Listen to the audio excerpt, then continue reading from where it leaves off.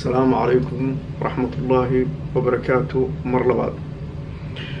ما ندويتو فيديو أنا دين صدوي لداتهين بيشي رير شيخ موسى وحقص صار سنة مقعم بيرها دم وذاكتا أي سميستين اللي أورنجري قبوية runtii waan idiin fasiray magaca astaanta iyo wuxuu uu salka ku hayo ama wuxuu uu dhalayo ama wuxuu asaas ahaan micno ahaan u yahay aad baan idinku taxliiliyay runtii maanta si waxaan idin leeyahay oon haddana idinku soo fadhiistay war iska jira hayb aan haybtiinna ahayn magacaan awoogeyn lahayn inaad miidiyaha la soo fadhiisataan miidiyaha marka idin leeyihiin beelaha la hayb sooco beelaha laga tirada badan yahay beelaha la takooro intaba ayaa daba socotee reer sheekh muuse madaxdeeda uu boqorka ugu horeeyo somalilan inoo jooga boqor axmed suldaanka guud ee beesha iyo dhammaan salaadiinta intuba inay arrintaasi si waaqica u ogaadaan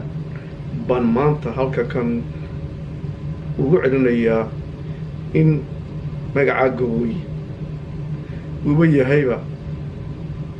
maxaan cunaa marka reer sheekh muuse iska jira magacaa aada iyo aadna waan idinka dardaaraya war magacaasi wuxuu dabada ku wataa in laydinka dhex helo geela marka la dheelminayo inagu waxaan soomaali ahaan waxaa la yidhahdaa geela marka la caraabinayo neef baa jira dhurwaadil ah oo geedaha ku meeraysta oo geela ka hadha kaasina inaan dheg loo dhigin baan jeclahay ninka dhinaca idinka baydha dheg ha u dhigana sababtu waa maxay neefkaa baydhay ee geela ah ee geela ka baydhay marka uu sanqadha koorta uu waayo cabbaar dabadeed isagoo afarta addinba dhulka la dhacaya ayuu geela dhex galaa isagaa ka idinka leexday idin soo raaci reer sheekh muusewe war habu joojinina ee socda magaca muuse ku socda waa kow midda kalena idin leeyahay war waxaydu noqoni neef xoola ah oo neefka xoolaha cashilinta dhegta ka saaran ee dhiigga ka jaqaysaa damac ka galo inay gebgiisaba libdo war daba neefka xoolaha ayaad dhiiggiisa jaqaysay heeba damac wuxuu ka gelayaa inay libdo dad baa idiin soo hawoon sida haweenkii oo hu mara idiin xidhi meheradlayaalna waydu noqon reer sheekh muuse war hadalku hadduu mid yahay laba dhinaad reer lagama dhigo war hadalka haydin maro waxaa aniga i gubaya inaad ila garataan baan aada iyo aada u jecla waxaa i gubaya dad waxaad noqoteen reer sheekh muuse haddii runta aan idiin sheego sidii awr la dabray awrka ujeeddada loo dabraa wuxuu yahay inuuna daaradaha iyo daleedka ka fogaan reerka uu meelaha ishu qabanayso uu daaqsin hadduu heli karo ka raadiyo bilkhusuusatanna isha la rabo in lagugu hayo oo ti ingiriiska eed ka kaaji weydeen ka socon weydeen ka hargeli weydeen ka harsan weydeen hadalladii xumaa ee miidiyaha ka lahay madooba midgaan qaawanba aan lahaana waa meesha aan anugu ka keenay halkaasee war dhagar islaamu waa xunta ubadkaagaa dhaxla waan gallay beenna isu sheegi mayno waan is wada dhaqaana reer sheekh muuse hadday nahay maanta media waxaan ka sheegi karno ma aha war waxaan ilaahay maalin iyo habeen ummadda way kala tilmaamantay xalaal iftiin baa la qashaa reer Sheekh Muuse liidhiya war muusihiina ku ekaada magacyadan baase iyo hadalladan baas nijaasta ee media laga leeyahayna war ka digtoonaada reer Sheekh Muuse bilaa calayk iska ilaaliya haddaad doonaysaan inaad dad noqotaan ummadda dhinac ka raacdaan asaagii ilmahaagu uu tartan la galo tusaalaha iyo tusmada isma hortada Somaliland u kala qayb qaato maanta laakiin taa aan ku jirno haddaynaan ka dhidhiin dhagahana aynaan ka furaysanin inta xun caqibadeeda ilaah waa garanayo waxaad reerka ku dambayn doontaa reer Sheekh Muuse laakiin anugu kollayba haddaan idiin qadimayaa heestii Cabdiqays baan soo jabsanay oo bila qaysanayo iyadoo bila qaaban meesha idinoo saad maanta idinla hadday idin soo istaag waxaan oran doonaa reer Sheekh Muuse horta waa abaalkiin hadimada idin gaadhiyo waxaad hadla kulanteene way ma ka isticmaal dheer baan oran doonaa waana la hubaa haddaad midka aad ila eegi weydaan waan khaldami karaa insaan baa hadriga yimid nin xaajo la toosan baa nin la tuur leh taydu inay tuur leedahay baa laga yaabaa waqtiga waxa isla haysan soo toosiye wax tira wiiliyo hanqaraya hufiya beenta noo haya anaga gabooyana la yiraahdayo awgi Sheekh Muuse lama yiraahdeen aw waxaan u leenahay la yiraahdo gabooy hadda markaan waxaan leeyahay qaracbaati qaaracni baad isdiraysaa isirkaaga ahayn baad abtirsiin ka dhiganaysaa bar Ilaahay ka baq waa idin ku socoli waxaan la dardaarmayaa oo aan aad iyo aad ula dardaarmaya war hogaamiyeyaasha beesha boqor Axmed hadduu yahay suldaanka guud hadduu yahay reer Sheekh Muuse salaadiinta reer Sheekh Muuse war waxaan kula dardaarmaya madax meel ka sarreeyo la salaaxa ma jiro war reerka idinka u hogaana war maanta idinka dhex jooga war afartayada qurbaha ku akakowday ee asaasaqa ku noqotay arrin idinma hayno lax waliba shilalka dhisaa lagu lax waliba shilalka isdhigtaa lagu qala reer Sheekh Muuse dhiiranidii kartidii raganimadii sujaacnimadii xaniyaad lahaydeen warbacdaad kaga tegaysa waxaan idinkula dardaarmayaa boqor Axmed iimaan maalin buu wuxuu yidhi kelmad waysaale waxaa jeedaa wuxuu yidhi kelmad aan aad iyo aad ula dhacay horta runtii kelmaddaasna waxay ahayd sabaalo anigu waxaan leeyahay boqorka ha ahaato suldaanka guud iyo salaadiinta reer Sheekh Muuse haatee mid baan hoos idinku dhigayo tooshka wayd wada haysataan oo idinku waxaad ku ifinaysaan anna dhinacaygaan idinkaga soo ifinaya waysaalaheedii baa loo qorax fadhiyaa qowlkaa inaga ilaasha war hooy reer Sheekh Muuse qaarkii ka haray waa ninkii qalay walaalkii war miidiyahan soo fadhiistay reer Sheekh Muuse miidiyahan idin soo fadhiistay erigii lay weydiiyey ee suxufi cali xaraari weydiiyey waxaan ugu jawaabay reer Sheekh Muuse war dab yani kala daadsan annaguna maanta reer Sheekh Muuse haddaan dabku hurin bay nabaan oo dabku shidi mayno waxaan rabaa dawdhaanta maanta reer Sheekh Muuse Somaliland ka dhacaysa waxa danan iyo durbaan la tumanayo sheekadan aan idinku soo koobiye nin kastoo reer Sheekh Muuse sheekadan aad iigu dhagayso sheekadan waxaa la yidhaahdaa sheeko yar oo cajaayib weeye waxaa la yidhaahdaa quulaan dabtay laba wiiloo kuraya ayaa iyagoo kalladhada is haysta oo joofka islaacsan bay oday isula yimaadeen adeer noo garnaq bay yidhaahdeen wuxuu ku yidhi adeer aan idiin garnaqe bal hortiisa sii daaya wayse sii daayeen labadii kore markaas wuxuu ku yidhi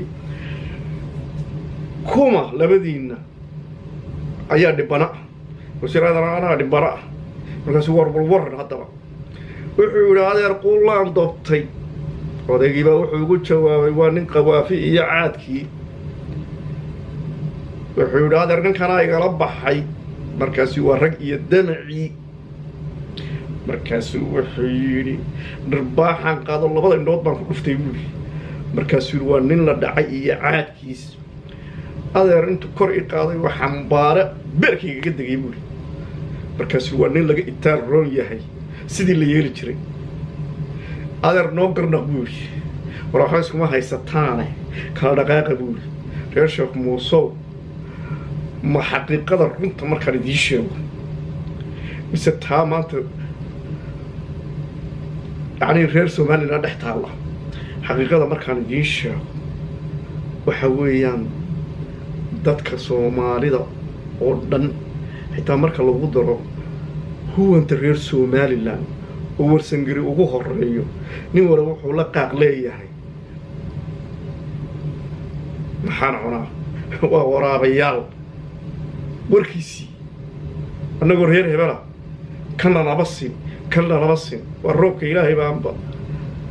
uunka wada gaadhine te way soo gurguuranaysaa ee haddii ilaahay idiin waqaalo suga soomaali ma taqaane reer sheekh muusow ninkii samra salaadana gargaarsana markaad salaada gargaarsanayso waa nin ilaahaysa baryaya maanta ilaahay ma dayaco reer sheekh muusow alla idin dayici maayo dardaaranna waxayga ah calankaa ay raggaa beesha dhexe la yimaadeen waa reer sheekh saxaaq baan ka hadlayaa beel dhexyo waxaa ma aqaana baashi iyadoo runa baan idiin sheegi reer sheekh saxaaq reerka la yidhahdo calankaa ay la yimaadeen cibaaraan ku arkaa tii laygu ciilay ayay calaamad uga dhigeen oo maxay tahay laa ilaha illa allah maxamed rasuulullah waxaa laygu dambaysiiyey inaanan salaadba madaxa dhigin waan soo araartay waan soo hadlay ingiriis rag ti mid un baanu gaadhsiin hu haween baanu ii xiray taa kasta oo igu diri karo xitaa culamo iisoo adeegsay ingiriis wuxuu yidhina taariikhaha dambaan idinka soo warrami doona reer sheekh muusow ilmaadarayaalo ortol baynu nahay tolnimaduna waa taa maanta iga qaylinaysa reer sheekh muusow ergiyow maalin iyo habeen maxaan ku maydhaamee ad qaaqda la haysaa baa layidhi orgi wuxuu yidhi waxaan la qaaq leeyahay ee la qawdhamayaa waa qiso la yaab leh waxaan ooda u qalab dhagayaa ee aan qiyaastii aanan naftayda qadarinaynin xilahaygii baa xilabaas ilaahay ka dhigay buuli reer sheekh muusow waxaan la qaylinayaa maanta qodax baa igu fogaatay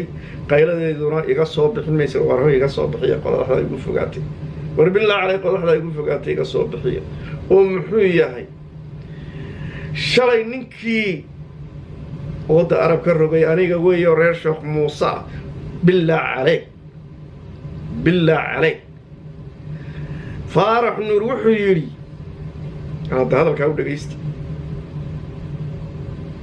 doqon ba halkii lagu qatilay qoorta soo dhiganay maanaa lai qarshaa buu yidhi midiya laygu qali doono maxaa dhacday raggaa subeer awan la yidhaahdo taariikhdooda mar hadda ma geli karo waxaan u aqaanaa dindina oday ka soo haray baan u aqaana reer subeer awan la yidhahdo oo halka laga gar helo waxay yidhaahdaan way istaagaan markaasay madaxa dadka ka dhunkadaan weligoodna lama sheegin iyagoo gar laga helay gogasha dad uga kacay faarax nuuro maxaad rabtaa bay yidhaahdeen subeer awan wuxuu ku jawaabay jeeroo dhulka fuudhka la saaro oo arab meel ka fadhiistay reer sheekh muuse dayacanay dawacooy reerkaad ku danaanisay reer sheekh muuse ahaayeen waxaad ma kuwaad tiri reer sheekh muuse weeyaan wala reeran ogahay ma guuro dacwa xarkeed ku guuraysay ka cuntay warma dacwa xarkeed ku waryaade dhaga wax maqlay yeesha arab wuxuu ku gaadhay jeer oo dhulka fuurka la saaro arab meel ka fadhiisto arab wuxuu ku gaadhay faarax nuur hadalkaa wuxuu ku keenay arab baa ismaqlay war idinku ismaqladee hargeysaad wada joogtaan waad kala didaysaan kooxo qolaba dhinac u socota warwaraabaha lagu sheegay wallahi waa magaca gabooye wey maxaan cunaa ciilkama kore calooshila ciyaar reer sheekh muuse mayaynuna la haddaydaan wax qaadan heestii cabdiqaysna waa aniga haddee bilal qaystay maantee taasun baan idiin soo tirin doona biidnillaahi karim balse waxa iga dardaaran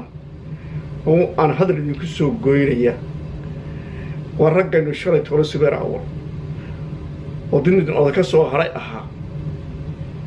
raggeen ku dhinteen warda horta nooga doonaa horta iyaga magta baan qolada ku leenahay reer subeer awale war kuwiinan aniga dee xaakimadaydi baa tiinay dee waxoogaa waan cadhoonayaa hadalkaygu waa cadho inaad waan cadhoonaya waayo adinka iyo hogaana aan idinka daba taagane war burbaan jooga qaxwahu saana igama dego idinkaana iigu wacan sababtoo ah marka aad qaraaronaysaan miidiyaha ka qaylinaysaan anna qoonku waa i qabaaye qodax baa i gaadhay meel fogna iga gaadhay dhimaad reelo iga soo saara war billaah caleyk saad igaga soo saaraysaan rag waa kuwii garba sidan ahaada rag waa kuwii isxaniya kaashada inta rifrif isku ahay raaskoodu guul ma gaadho oo rifrifnimada iska daaya rag isku faylay cadad iskagama faylaan idinku haddaad isku gurya noqotaan raganimo iska daa taas way idinka hoyatay waxaan idin leeyahay dhammaan maalin haddii cajaladaasi aad maqashaan maalin wanaagsan allah idinka yeelo habeen haddii codkaygu idin soo gaaro mid khayr qaba oo maqalkiisa aad ku raaxaysataan allah idinka yeelo reer sheekh muuse maanta berri saa dambe idinkaadii ka warsugaya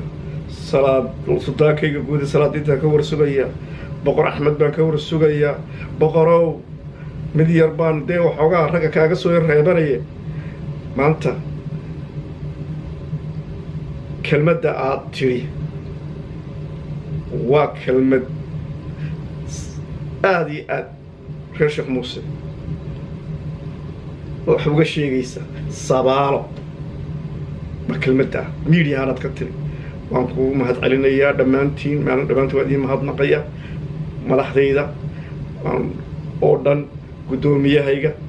oo guddoomiyaha qurba joogta ah ugaaskayga guud ugaas bashiir cabdillaahi dhammaan inta kale aanan magac dhamin oo axmed ayjeexi dhammaantiin waan wada salaamayaa reer sheekh muuse oo dhan oo sakariya maal ku jiro maanta dee halkan idinkuma soo koobi kara dee qofka inaan iloobo ama dee cajaladu way naga dhammaanayeen bal dee iga guddoon halkaasaan hawadan kuu soo mariyey meel kastoo joogtaba hawadan kuu soo mariyey dhammaan reer sheekh muuse salaan kal iyo laaba ayaan ehelka idin soo salaamaya khayr baana idin ogahay asalaamu calaykum waraxmatullaahi wabarakaatu mar labaad